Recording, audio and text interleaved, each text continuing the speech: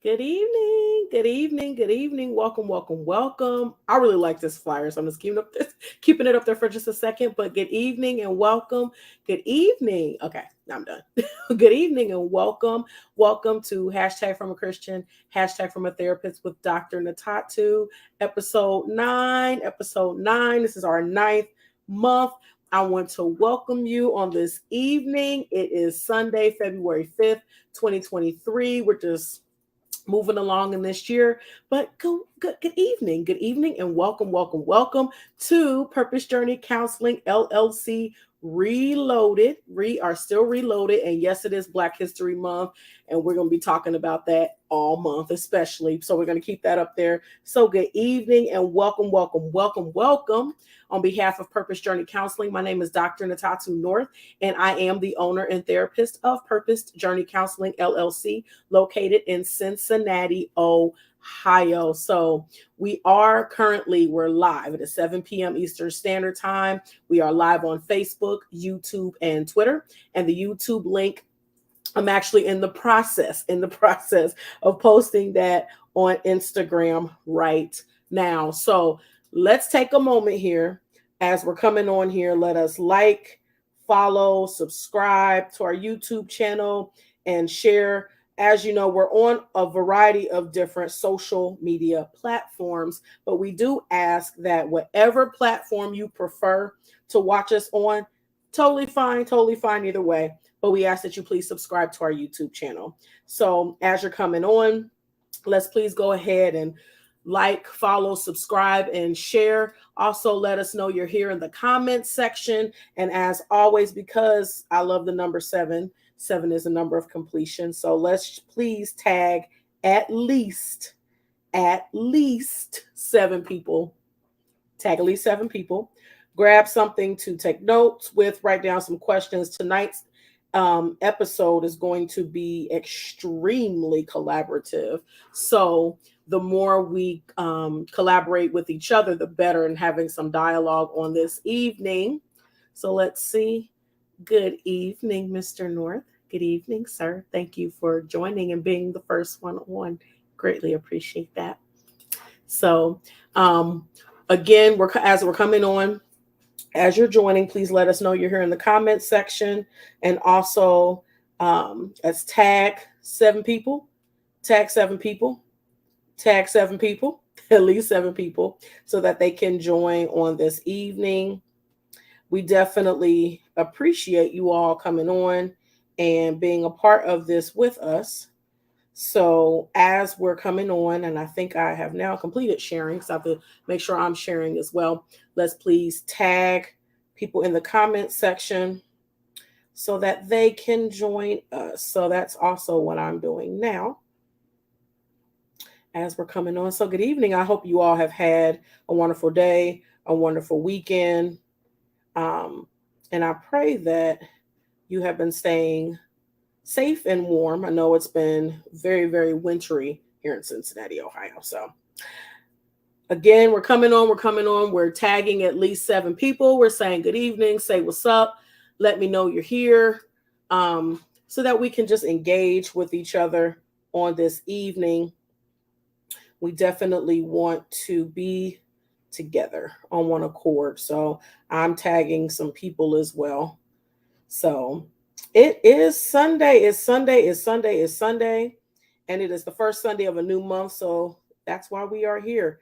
This is the time that we definitely set aside every month for our podcast to come together. I'm really, really excited about tonight. So I'm giving you a disclaimer, right? Well, not a disclaimer, but an ask right now is that we please interact tonight in terms of the comments, because I definitely want to engage in some dialogue this evening as we're talking about one of my favorite things. I always say I love, and tonight we're talking about love. So we have to engage tonight. So good evening, Mom. Good evening, Mom. And good evening. Thanks so much for joining us this evening. I am so excited to be here. I hope that you are excited to join us. So let me make sure I don't have any disruptions on my phone. So everything's on airplane mode, do not disturb. So we're ready. We're ready. I have shared, I have tagged, and I'm praying that you have done the same. Please share. Tag at least 7 people to join us on this evening. We are here again. We are so excited to be here on this evening. So again, like I said, tonight's going to be very collaborative. But before we get started, I still want to share this information as we always do. The number for the National Suicide Prevention Hotline, this number is 24/7. Please, I can't ask enough that you please store this information in your phone. It's so good to have this readily available. You just never know when you may need it. You never know if someone else may need it. So please store this information in your phone. Of course, this number is 24/7. It is 1-800-273-8255. That is the number for the National Suicide Prevention Hotline. And then there's also the Suicide and Crisis Lifeline. That number is 988. Again, that number is 24/7 as well. And you can also text this number. And of course, this number is actually pretty simple to remember. So please, let's not take life for granted. Let's not take these resources for granted. Please save this information. Like I said, you just never know. You never know when you might need it. You never know when someone else might need this information. So it's just good for us to have it readily available. Okay. All righty. So we're still coming on. Oh, hey, Naraya. I thought so. Good evening. I thought so. Thanks so much for joining us, Naraya. And blessings and love to you too, Mom. And hey sis. I know you ready. I know you are. So thank you all for being here. I'm glad you are here. Glad we're ready because we are going to dialogue tonight. Like I said, love. We're talking about love. It is February. Valentine's Day is coming up. And plus, this is just a great topic. I love love. Like, I honestly love love. But we're going to talk about some things tonight in regards to love. So episode 9 of our monthly podcast is Love Enough. So tonight we're going to be talking about that question. So I'm going to be throwing out some questions. I would love your feedback, your dialogue. I'm going to give some insight as well. But before we go too far, I'm just going to go over the same stuff we usually go over: the who, what, where, when, why, and how of Dr. Ntatu, and also Purpose Journey Counseling, LLC. So who? I'm Dr. Ntatu North. I am the owner and therapist of Purpose Journey Counseling, LLC, located in Cincinnati, Ohio. What I do is therapy. Where? We're located in Reading, 1000 Jefferson Avenue in Reading, Ohio. When? Monday through Friday. And now I can officially say I'm there full time. Last month, I still wasn't yet, but I'm there Monday through Friday full time. Why? Because this is the purpose and the plan that God has for me in this season. That's where I am and how. We do in person as well as telehealth, individual, couples, families, children, adolescents, adults, you name it. That's what we do. So we are glad to be here, but that's the who, what, where, when, why, and how of Dr. Ntatu and Purpose Journey Counseling. And our statement that I like to throw out there all the time is, yes, it's okay to have Jesus and a therapist. It doesn't make you any less saved to have a therapist. And a lot of us, we really need both and we really benefit from both. So, all right, let's go ahead and get started because I'm just excited. I'm excited. So our scripture, we're going to definitely start off with our scripture for this evening. It's coming out of the New Testament. It's 1 Corinthians chapter 13. And I'm going to be reading, and I'll put on the screen for you as well, verses 4-8. And then we're going to jump to verse 13. Now, yes, if you're familiar, yes, this is the passage talking about love. So we're going there tonight. 1 Corinthians, and it will be on the screen if you want to follow us as well. And let's go. Love is patient. Love is kind. It does not envy. It does not boast. It is not proud. It does not dishonor others. It is not self-seeking. It is not easily angered. It keeps no record of wrongs. Love does not delight in evil, but rejoices with the truth. It always protects, always trusts, always hopes, always perseveres. Love never fails. I'm going to read that again. Love never fails. But where there are prophecies, they will cease. And then we're going to drop down to verse 13. And now these three remain: faith, hope, and love. But the greatest of these is love. Oh, I love it. I love it. I love it.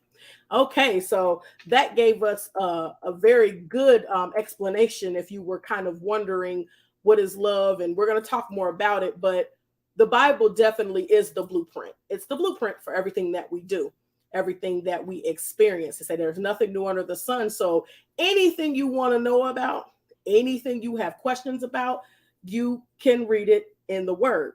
You just got to open it up, or you can grab your cellular device and have it readily available to you. And there's all kinds of apps. But 1 Corinthians chapter 13 is telling us what love is. It also tells us what love is not. So if you're ever questioning, oh, could this be love? Could it be love? Is it love? Is it not love? If we're going to define it, it's right there in the Word. It's right there in 1 Corinthians chapter 13. That's not the only place, but that's one place that gives us a very good description. This passage of scripture is actually read at weddings. A lot of weddings, the couple chooses to have this text read. Why? Because it's very, very specific. It tells us exactly what love is, and it tells us exactly what love is not. So it paints that picture, kind of sets that expectation of what you're looking at. What should love look like? What should it not look like? So tonight we're going to talk about what love is. We're going to talk about what love is not. But our overarching question again is love enough? So when I'm asking this question, I'm asking from the context of relationships with others. So yes, specifically romantic relationships with significant others.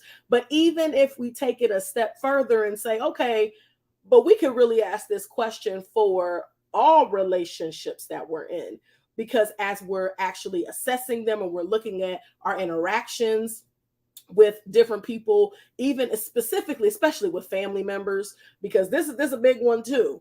Because sometimes you could say, oh, well, we love each other, but is love enough for this conflict to continue to last, or this, beef that we're having? What does that look like? How are we supposed to navigate it? What do we do when we're dealing with situations that don't necessarily resemble or embody that love that 1 Corinthians 13 was just talking about? So yes, Mom.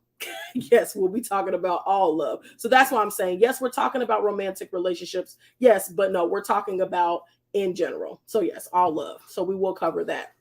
So as we're talking about love, so we're going to be answering this question. And I know when you're looking at it, I know when I, went ahead and tagged this title on this episode, I said, well, I have my answer already, but we're going to dig. We're going to dig. We're not just going to say yes or no. We're going to dig, and then we'll have our answer. So first question, what is love?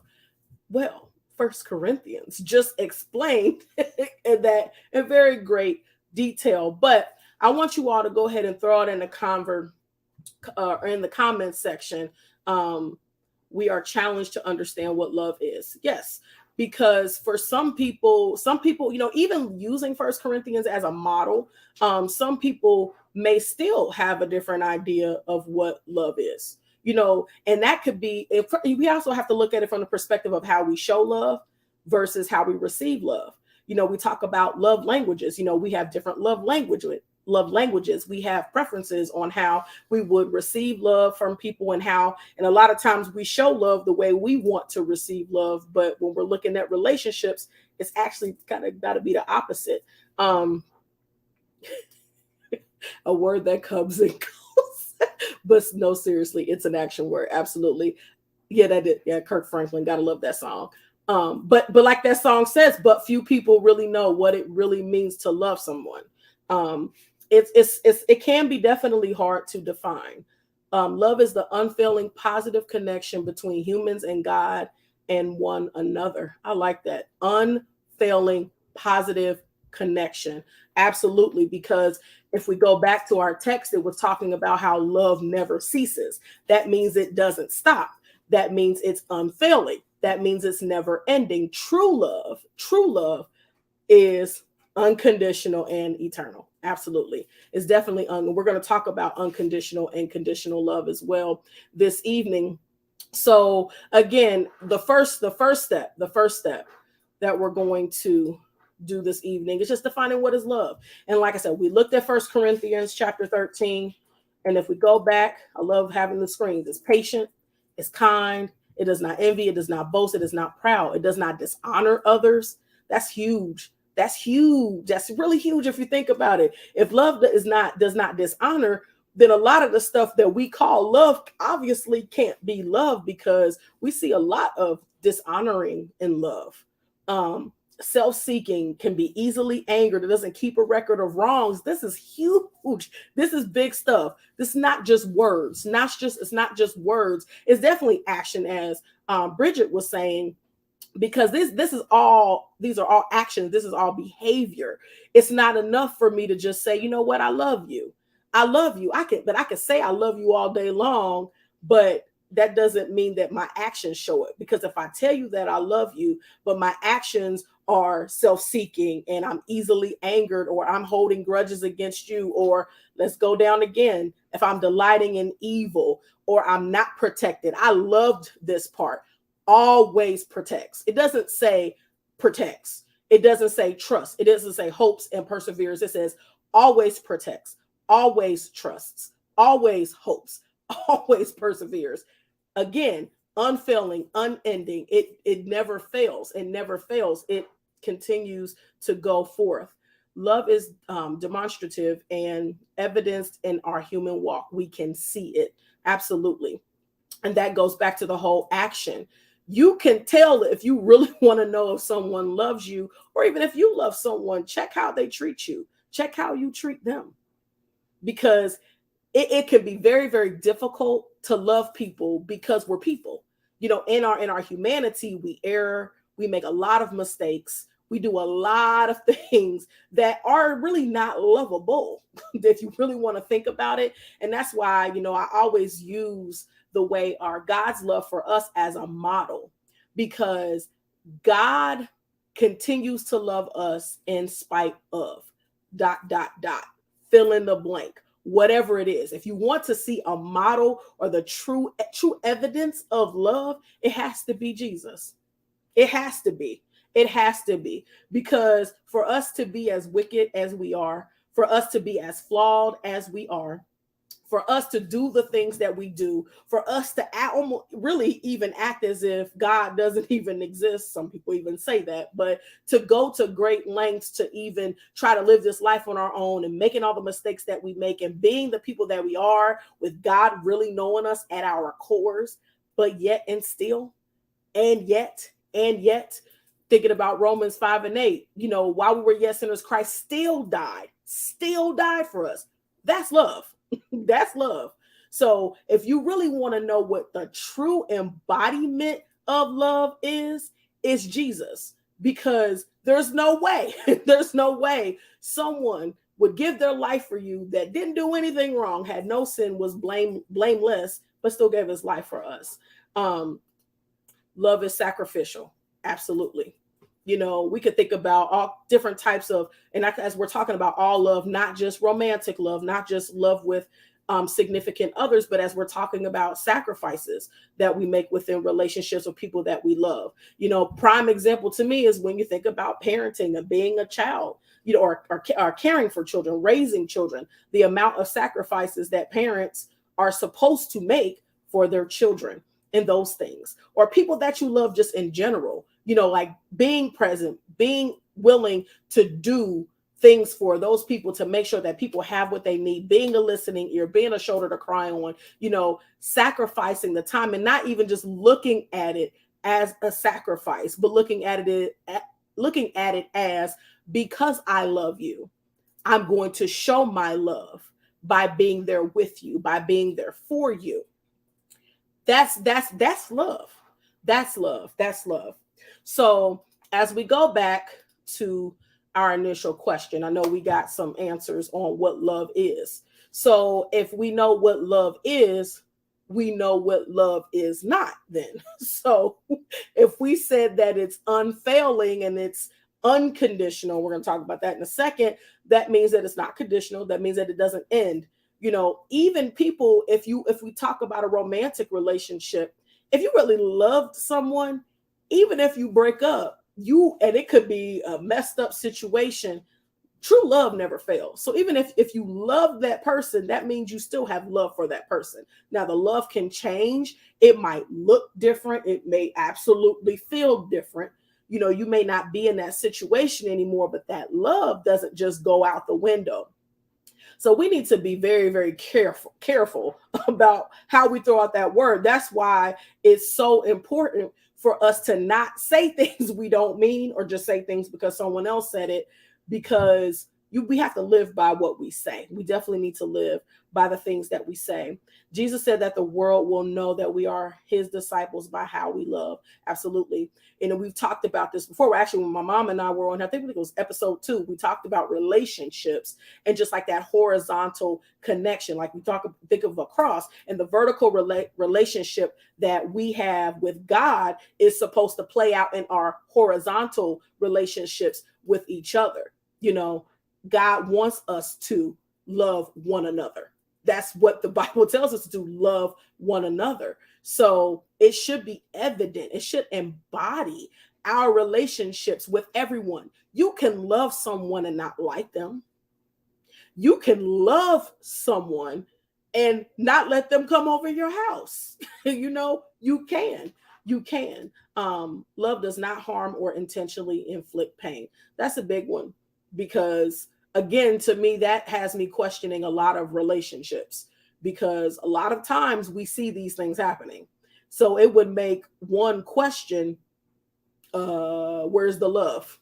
Where's the love? Because if love is an action, and if love does not seek to harm, love does not seek to inflict pain on anyone or anything, how can we say we love one another if we're trying to harm each other, or if we're trying to inflict pain on each other? This is a big one. This is a big one. And that's why I say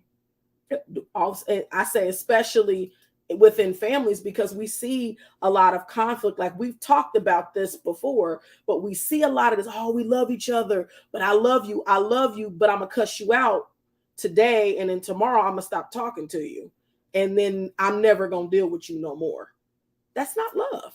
That's not, I don't know what that is. It's not love. It's definitely not love. But yes, you can love and have boundaries. Absolutely. This is critical, very critical. We better have boundaries. We better have boundaries. And that's why I'm saying, yeah, you can love someone, and maybe you have to, take a little bit of take some distance between a person.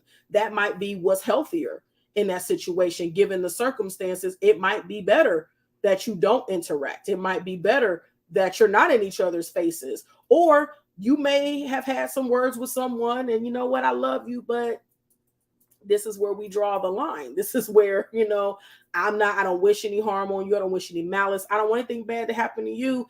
I'm praying for you, but I need you to stay over there. And I'm going to stay over here. And God bless you. God bless you. Take care. May the Lord watch between me and thee, because we will remain absent one from another. Amen. Sometimes that might be what we have to say. Doesn't mean there's no love. It just means that that's my boundary. Maybe that's your boundary. That is best that that's the way we connect, or lack thereof, that we abort to that connection, because it might be necessary for both of our mental health, our emotional health, spiritual health, even physically. It might be best that we just stay away from each other. And it's okay. It's okay. No love lost. So now I want to talk about, because we already said that love is unconditional. That's what we said, right? Okay. So let's talk about unconditional versus conditional love. Because let's face it, we see a lot of conditional love in the world that we live in. We do. We do. We see a lot of conditional love. We just do. We do. We see a lot of love that's based off of, if you do everything the way that I want you to do it, if you move the way I want you to move, if Your life looks the way that I think your life should look. I love you. And I'm going to show my love towards you because you're doing what I want you to do. Or, you're making me happy, or I'm pleased with you right now. But we said that's not love. We said love is unconditional. That's what we said. So then again, is that love then? Can we have conditional love? And let me go to comments again. Um, we can even speak of the love we have or the lack thereof for our people, our communities. Absolutely. I'm going to put a mark there. We'll come back to that. We can't love ourselves and kill ourselves. That's another one. We'll come back to that. And conditional love is not love. Exactly. That's a false concept. And it's just interesting to me, though, because if we're honest with ourselves, it happens all the time. It happens all the time. We say we love people. We say, oh, we're having, I have conditional love. Some people say, oh, my love is conditional. I only love you when you do what I want. I only love you when you dot your I's and cross your T's. Well, right. That's a fallacy. Then it's not love. It can't be love, because I'm going to go back to the text. I'm going to keep going back. This, even just the last part, it keeps no record of wrongs. That's huge. That's huge too, because I think, or I know, one of our favorite things to do as people, some people, I'll preface it by saying some people, is to keep record of wrongs. We will remind you for the next 20 years of what you did, who you used to be, why we didn't like you then, why we still don't like you now. But that's not love. That's not love. So even if it's so-called family members who throw stuff back up in your face or try to have you thinking or telling you that you're a failure or you're this or you're that because of things that you did or mistakes that you've made, that's not love. It's not love. And that's very conditional, very conditional. So when we're looking at relationships with anyone, and we're looking at situations where we know that the love has become conditional. Well, they only like me when I do this. We only get along when that. So when you start questioning those things, that's when that B word, boundary, starts coming into play again. Because again, it doesn't mean, and I'm a big person who says with the statement of not just cutting people off, because the cancel culture is real. We like to cancel. We like to just cut people off. We don't want to deal with people no more because they didn't wronged us and all this other kind of stuff. Not condoning cancel culture or just cutting people off. But again, boundaries a lot of times are necessary because of these types of situations. So we have to be very, very understanding and cognizant of the fact that true love is unconditional. If it's conditional, it's not love. Period. That's whatever type of relationship it is. Period. You can't love someone if, or love someone when, or love someone based off of this condition or that condition. If you find yourself saying that, or you find yourself kind of living that way, then it's not love. It is, but it's hard when people do the same thing over and over. God's working on me. Yeah, it's true. No, it's true. No, it's very, very true. Very true. Very true. It's hard. Like I said, I think the hardest thing about loving each other is loving each other. It can be extremely difficult. It can be extremely difficult to love one another because we are human. And humans, we do some pretty human stuff. We say some things that are off the wall. We do things that are off the wall, out of character. We keep doing a lot of the same stuff over and over. Yes, a lot of times we make the same mistakes. But again, I always liken it for me to understand it, which has helped me because, how I say, Bridget specifically, because that was your comment. You know me. I'm a very loving person. Very loving. Very, very loving. Very, very open. My friends tease me all the time. Say, well, you're the nice one. You're the one everybody, whatever. That's me by nature. That's who I am by nature. But it can be very, very challenging. And I've had some challenges in my personal life that have caused me to have to remember who God is, because it would take me completely out of my character if I had not been reminded, or if God himself had not intervened and stepped in and said, Ntatu, do you not remember who I am? No matter what they're doing around you, no matter what they're saying, if they're attacking your character, they're attacking your integrity, they're trying to attack your calling, they're going to attack. That doesn't have anything to do with me. Do you know who I am? Do you know how much I've loved you? So that's helped me. It really has helped me. Like, I have to say, it has helped me, because if I got so caught up in what people do, and I'm not saying that it's easy. I'm not saying that, because it's a daily thing. Daily. I have to be reminded. But if I got caught up in what everybody was doing and what everybody was saying, or how people felt about me, or how people tripping about this, and some people feel away and they never even tell you, but they'll tell everybody else, and then you find out, and then now you want to hate because they don't like you. You want to hate them because they hate you. And it's like, but that's not God. That's not God. God doesn't do that. God doesn't do that. And when I think about people who may incorrectly judge us, if we use this as an example, and it's like people we're supposed to love, but they have this misconception or these preconceived notions of who we are. And we know that they only know part of the story. They don't even know us for real. So they don't even know you, and they judging you off a little bit of stuff in your character, a little bit of this that they may have seen. But God still created you. So first and foremost, that means you still have purpose. But Jesus still died for you, and Jesus still loves you in spite of everything. And if Jesus, who knows everything about us, can love us anyway, why does it really, it should be easy for us to love other people, because guess what? We don't even know the whole story about them. We don't know everything about them. That's why I said you can love somebody and not like them. You don't have to like everybody. The Bible doesn't say like one another. The Bible says love one another. So if we can at least master the love part, and knowing that Jesus loves us so much, and it's not hard for Jesus to love us, and he know everything. He know the stuff we did, the stuff we thinking about right now, doing, and what we gonna mess up with tomorrow. He already knows these things. But if Jesus can love us, then it shouldn't be that hard to love other people. Now, that's an easy thing to say. Sometimes it's a hard thing to conceptualize, but we have to keep these things in mind when we're dealing with each other. So let me go back to comments. Absolutely. Think of how God loves us, because he does. Like I said, that's the true embodiment of love. That's what love is. That's true love. Throughout every generation, in spite of our foul behavior, God loves us and calls us to himself. Absolutely.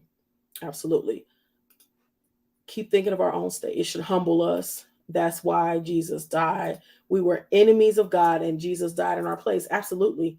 And that's why, again, it shouldn't be hard to love, because that is humbling to know Jesus died for everybody. Jesus died for the people you love and the people you say you don't.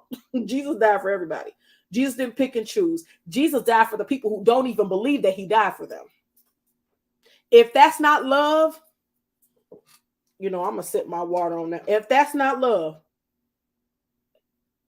he died for sinners. That's everybody. He died for everybody. Everybody. He died for everybody. So if Jesus died for everybody because of love,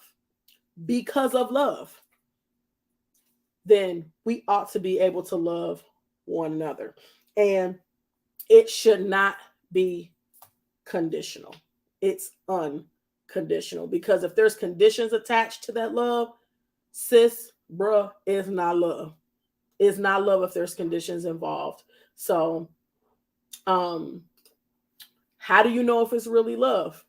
Well, let's see. We just defined love. We just said what it is. We said what it's not. So when we see, if we know what love is, again, we know what love is not. So if you're questioning, man, do they really love me? Do they really care about me? But I do want to make this statement because I think this statement is very, very imperative. Because if we're honestly examining relationships that we have with people, we want to be careful here. Just because the person who you might question if they love you makes mistakes is not perfect, because they're not perfect. They're going to make mistakes. That doesn't mean that it's not necessarily love. It just means that they might be struggling with some things. So let's just put that statement out there, because sometimes, a lot of times, we question these different things, and they're reasonable questions. Love doesn't mean perfect. The perfect love is Jesus. That's perfect love. You want to know perfect love? That's perfect love. However, that doesn't mean that it's not, just because they may error in their ways.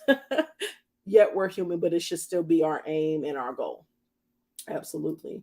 It edifies, it cares for your benefit, it tells the truth. Absolutely. And this is huge too when you're talking about truth. Love is not dishonest. Love is not dishonest. Oh, I love you, that's why I lie to you. That's not love. I love you, so I want to protect your feelings.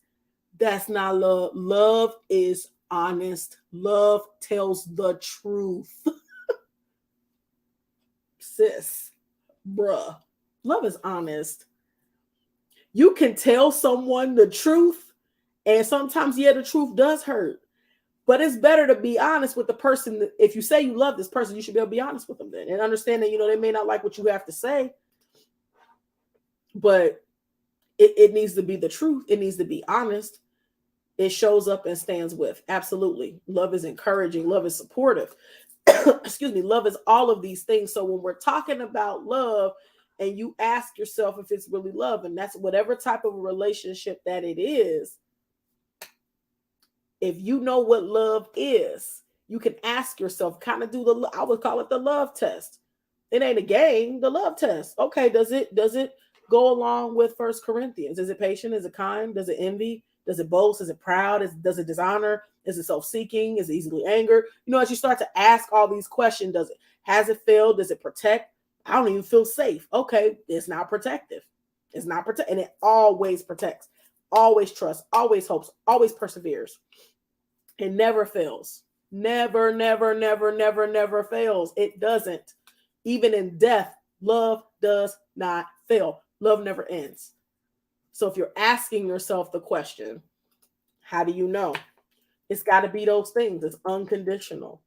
It edifies. It builds up. You all have been given some very, very good answers. Talking about the truth. This is towards adults and children. We need to also tell our children the truth. That's very true as well. And I know we had an episode of this podcast. I don't remember which one it was, but I know What About the Children? And we talked about, age appropriate, of course, making sure that we tell children things in a way in which they can understand, but definitely it's telling them the truth too. Especially, we're modeling everything anyway. But how can you tell your child you love your child, but you're not being honest with your child either? Again, it should be easy to show this love. It can sometimes not necessarily be the most simple thing. And sometimes there's situations where it just doesn't feel like we can do it. But love, love, love, love, love, love, love is so important. And it's what Jesus wants us to do, is love each other. So I want to put this question out there now. Let me check the comments again. Love gives the other what he or she needs. Absolutely. And does it willingly, not for what am I going to get back in return. So I love you, so I'm going to do this. But what you going to give me? That's not love either. That's not love. So I want to ask this question. Why do we get so caught up in love?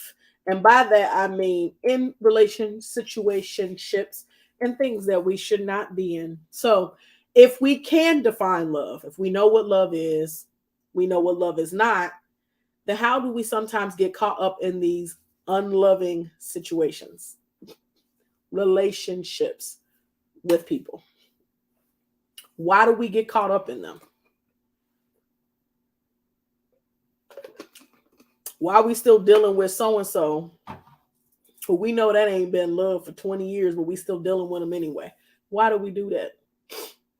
And there's a lot of answers to this question, a lot of answers to this question, but a lot of it goes to, I'll just say, self-love. Like, we have to be able to love ourselves enough to not accept less than love. And again, that's if it's a romantic relationship or relationships with family, friends, whomever it is. Doesn't matter. It doesn't matter. And yeah, sometimes it's easier said than done, but we have to be cognizant of that as well. Because some of us were shown love the wrong way and we latched on to that definition of love. That is very true as well. I think that's another good point, is some of us really just don't know what love is. So sometimes the assumption is that everybody knows what love is. Some people know the love that what people have called love. Well, this is what they told me love was. This is what I saw that love was. Well, they said they loved each other and they treated each other like this, or they used to do this, or they used to do that. And we get caught up, yes, in sometimes those false definitions of love. Sometimes we don't either understand what love is, or we don't believe that we deserve love. That's true as well. Definitely true. This can stem from childhood and unhealthy relationships. Absolutely. And I was also thinking trauma. Trauma is a big one there. Some people crave love that maybe they didn't have growing up with the person they are with. Even if it's unhealthy, that's the only love they've been shown. That's huge. That is very true. That is very, very true. That goes back, childhood, unhealthy relationships, being shown love the wrong way. They didn't get it. And they know they didn't get it. Because sometimes you didn't get it. Sometimes that love did not exist. Like, it was not the way it was supposed to be. Or that something was missing. This is good. That's good, babe. That's good. That's real good. Because it's true. Very, very true. Very, very, very, very, very true. Sometimes they did not get it. And they know it's unhealthy. And sometimes they do crave it from the person and I like that. I don't even want to rephrase that. I'm gonna leave it up there for a second. That is really good. It's true. It's true. And in that, love is not a drug. Definitely not, even though sometimes people treat it like it is. Brother Preach. Lamar, that was for you. Yep, that was good. I'll put that back up there. Okay, I'll put that back up there. That's good. That's good. That's definitely good. So, a lot of these answers, and I thank you all for throwing these all in the comment section, because this is helping the conversation. It's the truth. Like, a lot of it stems way back. So we're talking about being in relationships or situationships or, why can't I think of the word? Entanglements, whatever you want to call it. When we're thinking about being in these situations, like, how are we in these situations? A lot of it has to do with our past, one way or another, whether we didn't learn it the right way, we didn't understand it, or we understood it incorrectly, or now we're trying to fill this void, we're trying to fill this gap. There's all this trauma there, and now we're trying to get out of those situations. So that's good. That's good. I'm going to keep going because we're getting short on time. So I'm going to keep going. What are relationship deal breakers? Deal breakers. And this can be any relationship. It could be romantic, friends, family. What's a deal breaker for you? If I can still love you, this goes back into the conversation about I can love you, but I'm gonna love you I'm gonna stay right here and you gonna go over there. What are some examples of relationship deal breakers? One, I would say any level of abuse, any level, and it's not just physical, mental, emotional, anything, verbal, sexual, all of it. Deal breaker. Deal breaker. All right, sis, we're on the same page. Abuse. Period. However, we can heal and learn to both give and receive love. That is true. Yes. From what we've learned from the past. Violence. So abuse and violence. Absolutely. Those are deal breakers for me as well. There's no way around that for me. But we should have deal breakers. We should. Again, that goes back to boundaries. We got to have boundaries in our relationships with other people. Again, that's actually showing love, to hold you accountable for what your behaviors may be. Constant disrespect or undermining my feelings. Yep. Those are huge as well. Definitely huge as well. It's so important to be able to know, not going into relationships or being around people saying, oh, I'm trying to find a reason not to like you. It's not for that, or not a reason not to love you. But we have to know, again, we have to have those boundaries in place, and we have to be able to understand what they are, but actually practice them as well. It's good to know what they are, but we got to make sure that we're enforcing them. So I want to throw that question out there too, because that's important as well.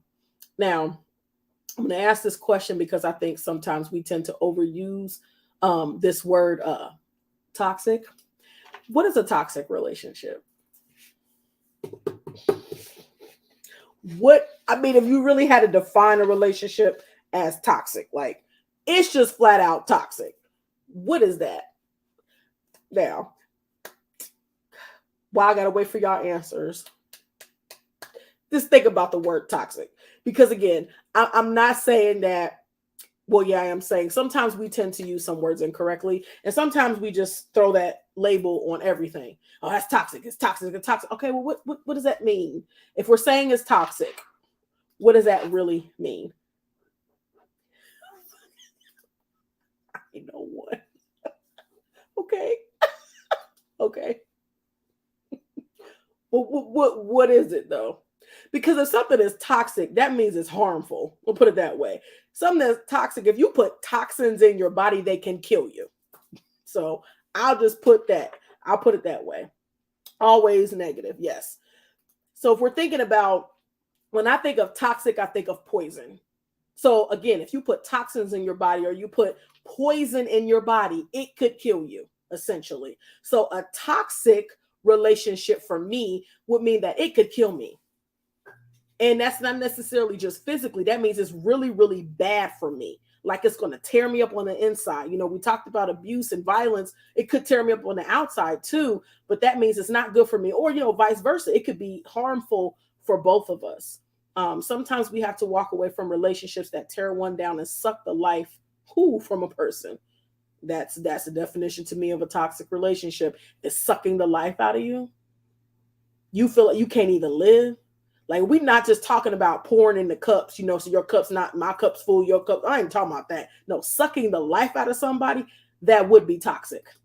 That'd be extremely toxic, because that means you can't live. That's going to impede your ability to live a healthy life because it's toxic. So thank y'all. Those are definitely answers to that question. So I'm going to, one more comment. Lower the whole vacuum. Yeah, it happened. We see it all the time. We see it. And yeah, a lot of us have experienced it. We've experienced it. You know, you feeling good, and then you go around that person and it's like, you just came from work and you felt better at work than you felt when you came around that person. Like, it just drains you, like it literally like a leech just on you, like you can't get it off, and it's just like like, that's toxic. That would be the example of toxic. So I have a lot of questions. I'm going to cut this a little bit short so we can stay on time. I want to ask this question because I think this is a good question. We're going to talk about marriage for just a second. Is it better to stay in a relationship, marriage, due to vows if the relationship is unhealthy? Or is the goal to be in a healthy relationship? That's a big question right there. I'm just going to sit for a second. I'm going to sip on my water again. I got my answer.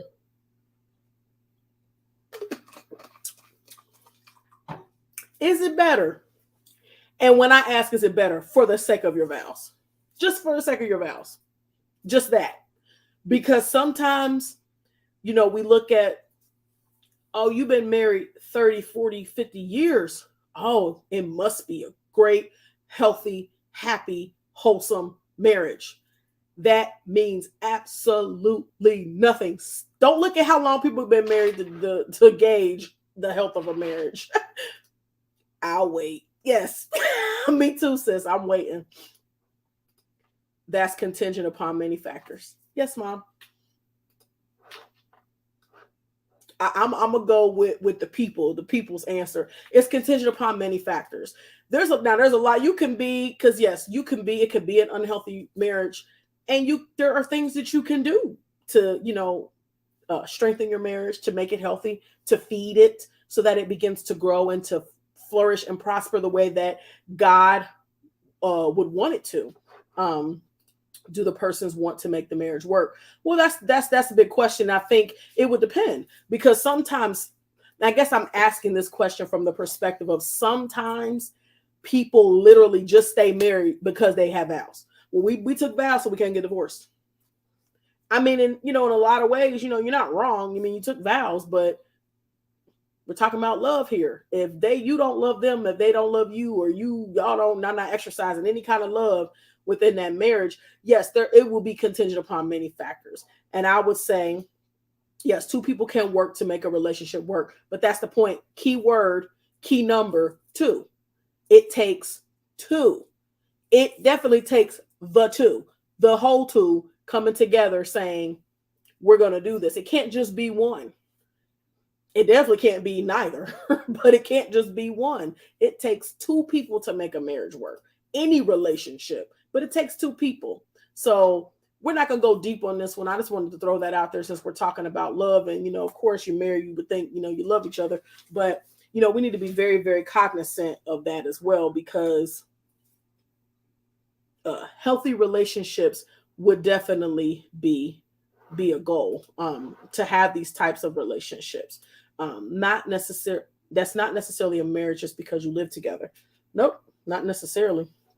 Not necessarily.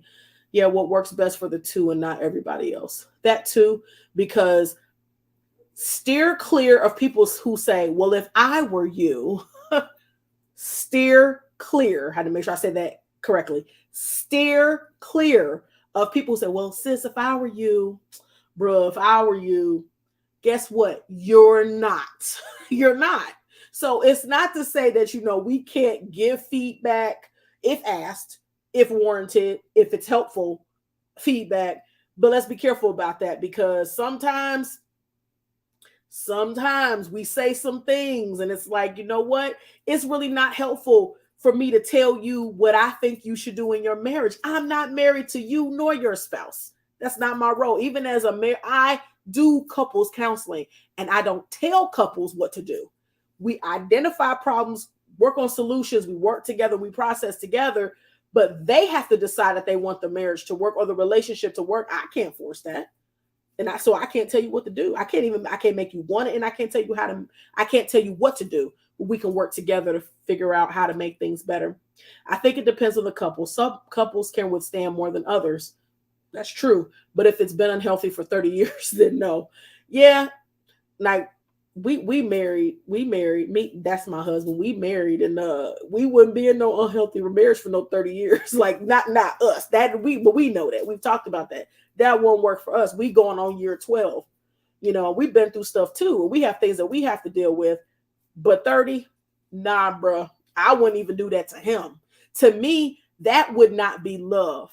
I feel like I would be dishonoring him if I couldn't do what I need to do as a wife, or if I knew that it was something about me and I'm not doing things the right way, I wouldn't even do that to him. I'd rather he live his life away from me. We co-parent our kids. I wouldn't even do that to him. And I would pray he wouldn't do that to me either, because that's not love. That's not love, just to hold on to you. But you're also right. Some couples can withstand more than others. That is true. Some people, you be surprised sometimes to hear what people have dealt with in relationships, and they stay together. But that's between them and God. That's between them and God. But at the same time, you really got to put some perspective on that. Let's see. Yes, Lord. Hey, bro. What's up, bro? Two people, yet people can be different places at different times. Absolutely.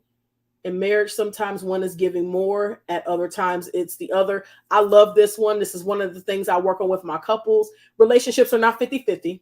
They're 100-100. But guess what? There might be a season where I can only give 40 because I'm dealing with some stuff. So I might need my husband to step in and give a little bit more because I might be lacking in that season. That is so important. And it flip flops. And sometimes that's why it takes two people. That's why you got to be whole. That's why can't nobody complete you, because you got to be whole. Because if I can't do what I need to do in this season, I need my husband. That's why he's my helpmate. I need him to come in and do that part for me to fill in the gaps and vice versa, because that's how life goes. And think about it that way. I think that comment came up. We were talking about showing love, even, not necessarily holding on to stuff that needs to just be let go. Both people must have a commitment. Absolutely. It has to be both. That's the only way it's going to work. It has to be both. You don't have to be perfect because you're not. I don't have to be perfect because I can't. But we both got to be working at it. And it's a constant thing. And that's why I always tell people, marriage specifically, because we're talking about marriage for the moment, marriage is not easy. There's nothing easy about it. You take totally different people from two different places, two different upbringings, backgrounds, and say, hey, live together and, do this thing.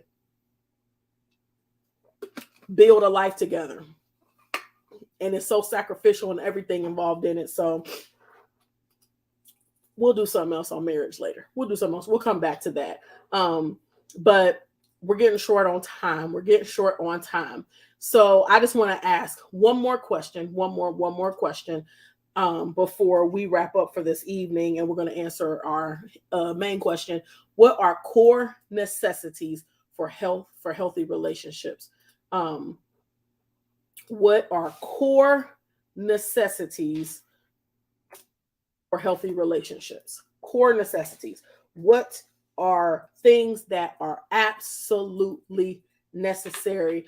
As you all are throwing your answers in the comments, I'm going to go back to 1 Corinthians. I'm going to say it needs to be patient. It needs to be kind. It needs to not envy. It can't boast. It can't be proud. It can't dishonor. It's not self-seeking.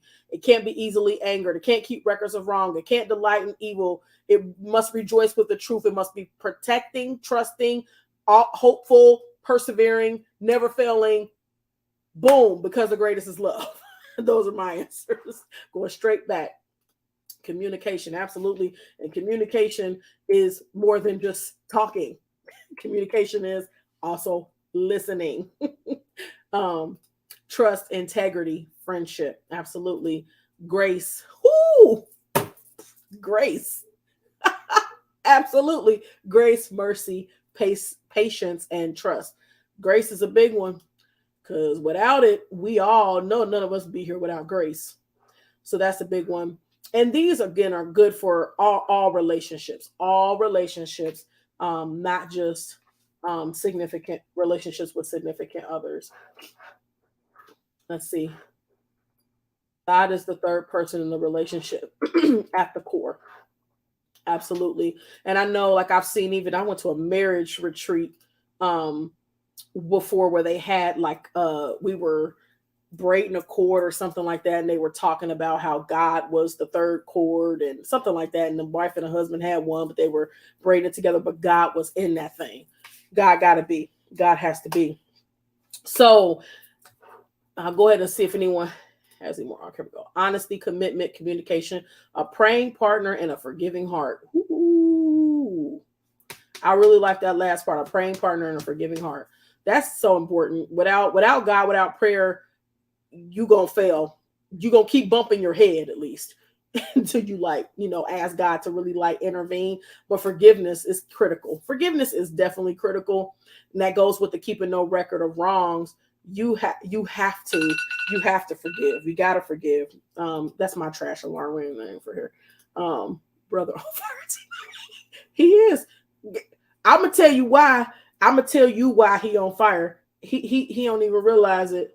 Yeah, he on fire because he on fire. Yeah, he on fire tonight. I'm gonna tell you why, sis. I'm gonna tell you why. So we gonna have an episode where we gonna find out how on fire he is. Okay. Boom, there it is. Just announced it. They ain't telling you when. There's your announcement. So, but absolutely. So all of these things, Proverbs 4:9-12, cord not easily broken. Yes. Love the word. Like I said, everything's in it. So let's go back to our question. I know we gotta wrap it up because it's 8:00. And so is love enough? Is love, is it just enough just to say you love? Put me out. Nope, nope, no, we're not quenching it. If the spirit of the Lord is upon you, sir, boom, we're not quenching the spirit. That's the second time I didn't say that last couple of days. Not using what your partner says against them in an argument. Huh, hello, absolutely. That's, yeah, we don't do that because that's seeking to harm them, and that's inflicting pain. Definitely is. So is it just enough to say, oh, well, we love each other, so it's just enough? And I guess now, and it's so funny after talking about this, I think even to answer this question, it depends on from what frame you're looking at. Now, did Jesus command us to love one another? Yeah. So then, yeah, that's enough. I can love you. I don't have to like you. You can love me. You don't have to like me. We don't have to hang out. So in that, from that context, yeah, but not a word, not just a word. The verb love is enough. Yes, exactly. The verb. See, y'all just said the same thing. Look at God. Look at God. But that's the whole point. Not just saying it, no. To say it, no. But to deal and to live from that perspective, then yes, it would be. But no, it's not just enough just to say it, but it will be enough to act in it. But I have to go there. I have to go there because when we really, we already know that love is enough. Do we? Is it? That's why I said we have to break this down, and we didn't even get to all the questions. We had to break it down because if you just think about it at first glance, I'm like, well, no, you can't just say it, but if you show it, if you act like it, yeah, you let it manifest in your life, absolutely. But Jesus is enough. God is love. God is love. So from that premise, yes, love is enough. It is, because Jesus is enough. So if you take it from that perspective too, yes, it is. But again, Jesus showed us and continues to show us, but has shown us his love for us. He don't just say, I love y'all, but I'm about to just go chill. No, Jesus shows us his love. We're called to live a life of love. She running. So if we look at it from that perspective, absolutely yes. Jesus is enough. So, but I have to share this because this is one of my favorite songs. I'm only going to share like a chorus and the bridge of this song called Reckless Love by Corey Asbury, because it talks about the love of God. It said, just the chorus and the bridge. Oh, the overwhelming, never-ending, reckless love of God. Oh, it chases me down, fights till I'm found, leaves the 99, and I couldn't earn it. I don't deserve it. Still, you give yourself away. Oh, the overwhelming, never-ending, reckless love of God. There's no shadow you won't light up, mountain you won't climb up, coming after me. There's no wall you won't kick down, lie you won't tear down, coming after me. If you've never heard that song, I suggest you go listen to it. If you want to know what love is, if you really want to know what love is, and knowing if love is enough, and basically calling the love of Jesus reckless because we don't deserve it, reckless because we do so many things, and he already knew we were going to do them, but yet and still he still died. He still loves us. He still protects us. He still is the true embodiment of love. He's still love in spite of our lack of love or our lackluster evidence of love that we show or not show to other people. So as we are wrapping up this evening and answering the question, is love enough? Jesus is. So if we're speaking of love as an action word, love is not just a word, it's action, it's behavior, it's a lot of things. And we came from 1 Corinthians 13 tonight. So read it. What song is that again? It's called Reckless Love. There's another. I'm gonna send you this version of that I saw. What is it called? Like a medley that I fell in love with. I'm gonna send that to you, bro, so you can listen to that. It's beautiful, but it's called Reckless Love. But I'm gonna send that to you so you can listen to it. Beautiful, beautiful song. So is love enough? Yeah, because God is love. God is love, but God showed His love because He sent the Son. So we need to show our love as well. Amen. Amen. Amen. Thank y'all for participating this evening. It made everything so much greater because you were here. So I want you to, no problem, bro. No problem. I want you to please direct your attention to the screen as I show just these few flyers or a couple flyers again. Just so you remember, Purpose Journey Counseling LLC Reloaded with Dr. Ntatu. This year, at least for right now, we're doing something a little bit different than before. So we on Mondays and Wednesdays we have messages. So we have our Monday message on Mondays and Wednesday wisdom weekly at 7 a.m. Eastern Standard Time. Same social media platform. So we actually will be on here tomorrow morning, Lord willing. For our Monday message, we have Wednesday wisdom as well. It is Black History Month, so we are devoting definitely at least one of the messages every week for Black History Month. So we will be doing that. And then we have our podcast as we're here today. I have a special flyer. I love these flyers. Love them, love them, love them. Every first Sunday at 7 p.m. Eastern Standard Time. So mark your calendars. That's Purpose Journey Counseling LLC Reloaded for 2023. That is our schedule. So please make sure that you just, log on, interact. Like I said, I love the podcast because I actually can respond to comments, questions, and things like that during the week at 7 a.m. I'm not really able to do that because we don't have as much time. However, it definitely is a blessing to be able to be here for our weekly messages as well as our monthly podcast. So our next episode, mark your calendars of hashtag from a Christian, hashtag from a therapist with Dr. Ntatu, episode 10. The episode 10 will be on Sunday, March the 5th. Sunday, March the 5th at 7 p.m. Eastern Standard Time.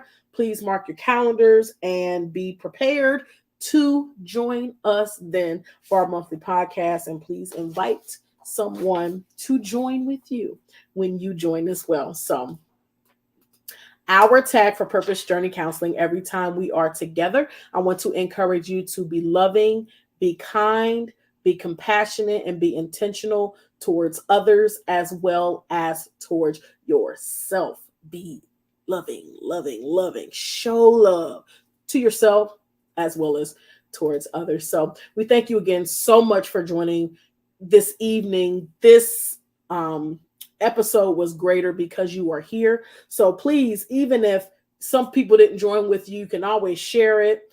Share this podcast with people that you love. Tag them. You can still tag them so that they can see it. Say, hey, you might want to check this out. You might want to check this out because we were talking about love. So I really appreciate you and I love you. I love you. And that's why I'm here, because I love you. So I'm so thankful to be able to sit in this and do this with you. So again, we do thank you. We don't take it for granted. So thank you again. Thank you so much for joining us. Lord willing, we will see you tomorrow for a Monday message live at 7 a.m. Eastern Standard Time. God bless you. God keep you. Have a safe, restful evening and blessings and love.